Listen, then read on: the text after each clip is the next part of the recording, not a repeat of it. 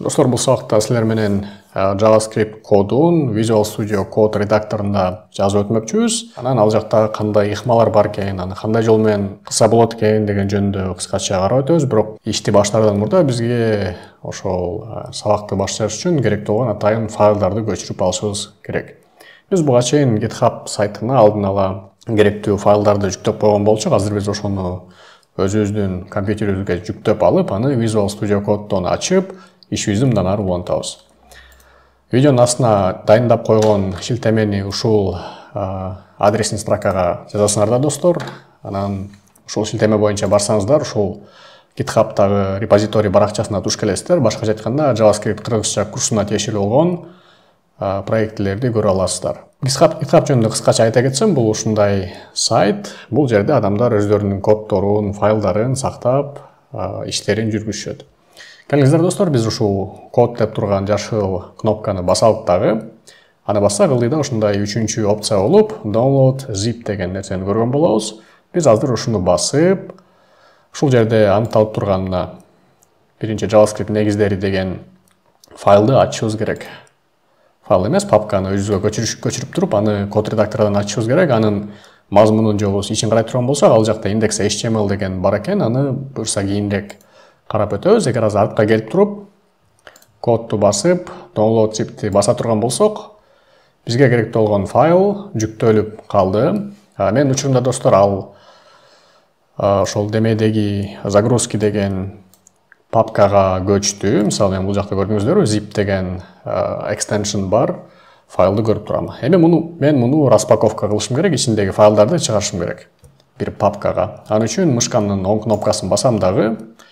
Сиздерде ушул жерде пайда болушу мүмкүн, разархивировать деген опция пайда болушу мүмкүн, бирок меники Windows 11 болуп, жаңы ошол операциондук системам жаңылангандыктан мен ушул показать дополнительные параметры дегенди басам дагы, анан ушул 7zip дегенди тандайм. Анан ошону тушу менен алып барсам, көрдүңүздөрбү, extract to JS кыргызча курс main дегенди тандайбыз дагы.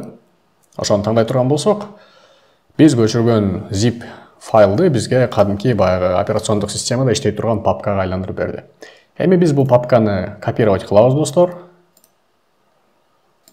Анан аны биз рабочий столго алып барабыз. Эми менин учурумда мен рабочий столго сактап атам бардык менин проектлеримди, бирок сиздер өзүңүздөр каалаган жерге сактасаңыздар болот ушул проектлерди. Мисалы, эгерде башка бирөөнүн компьютерин колдонуп жаткан болсоңуздар, өзүңөрдүн атыңарды атап, кайсы бир жерге папканы ачып, анан ошол папканын ичине ушул JS кыргызча курсу деген папканы киргизсеңиздер болот.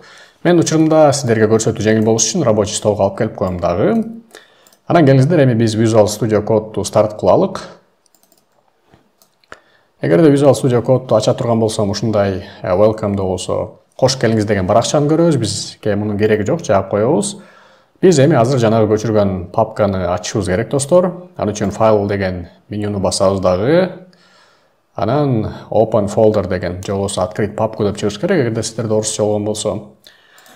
Ушул кнопканы басып, рабочий стол дегенди басам бул жактан. Же болбосо сиздер мурун кайсыл жерге папканы алып барган болсоңуздар, ошол жерди тандап ачышыңыздар керек. Мен учурумда JS кыргызча курсу дегенди табышым керек. Мына ушул жерде турат.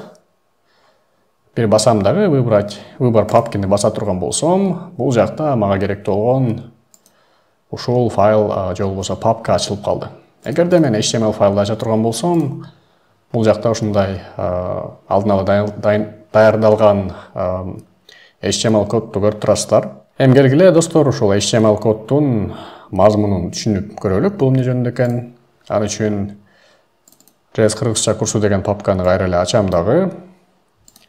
Анан анын ичиндеги index.html'ды браузер менен ачам.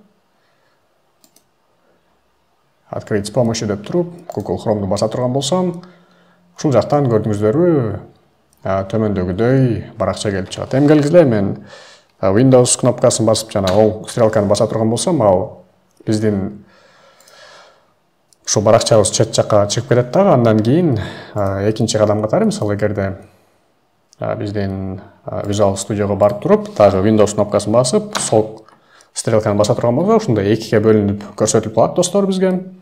Эми биз мындан ары эмне кылабыз? Азыр бизде HTML код бар экен достор. Биз мурун буга чейин JavaScript кодду бир гана ушул браузердин ичиндеги консольго жазып өткөнбүз. Мисалы просмотреть код деп туруп консоль таңдай турган болсом, ушул консоль чыгат. Бирок эми биз кодубузду ушул HTMLдин ичинен жазып чыгабыз. HTMLдин ичинде мисалы JavaScript кодду жазуунун эки түрү бар. Биринчи түрү бул ушул скрипт деп аталган атайын тегти жазабыз дагы. Ачуучу жабуучу тегти аныктайбыз. Анан эгерде мен бул жерге мисалы console checkit log баягыдай эле көнүмүш адаттагыдай салам дүйнө дей турган болсом, келин англисче эле жаза берейин.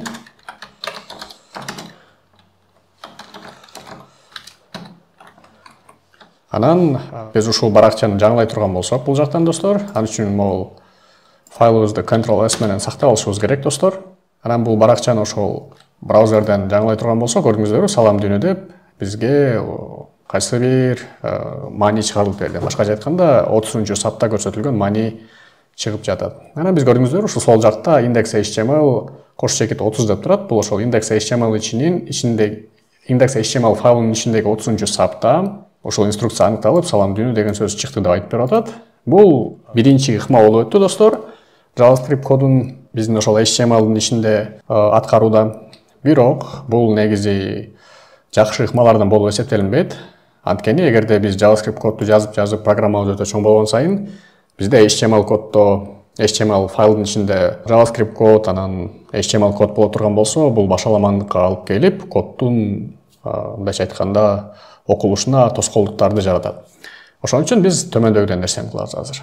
Ушул JavaScript негиздери деген папкага барабыз дагы, ушул плюс кнопкасын басабыз, new file деген. Анан бул жака script checkit.js деген жаңы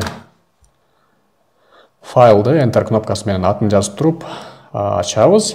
Башкача айтканда script деген бул файлдын аталышы экен, JS деген JavaScript деген extension. Башкача айтканда ал браузерге же болбосо компьютерге бул файлдын ичиндеги код JavaScript тилинде жазылган деген маанини билдирет экен.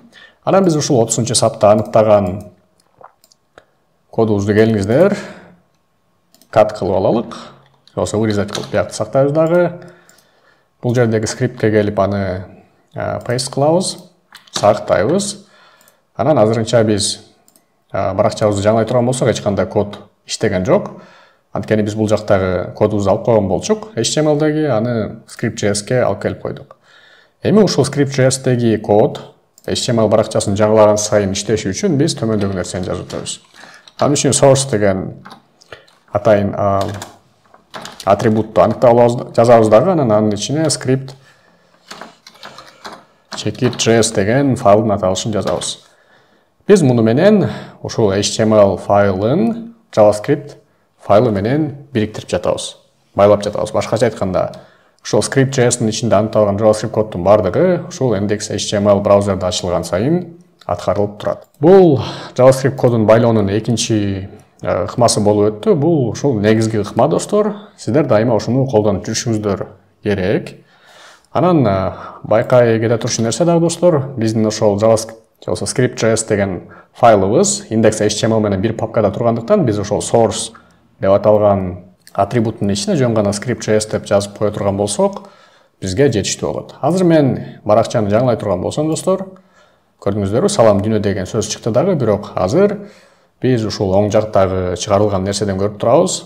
Бул ошол script checkit.js деген файлдын биринчи сабында аткарылган инструкциянын натыйжасында биз салам дүйнө деген сөздү көрүп турабыз. Кыскасы достор, ошентип биз код редакторуна JavaScript кодду жазып, кийин жүрүшүн кийин дал ушундай таризде кылып өтөбүз.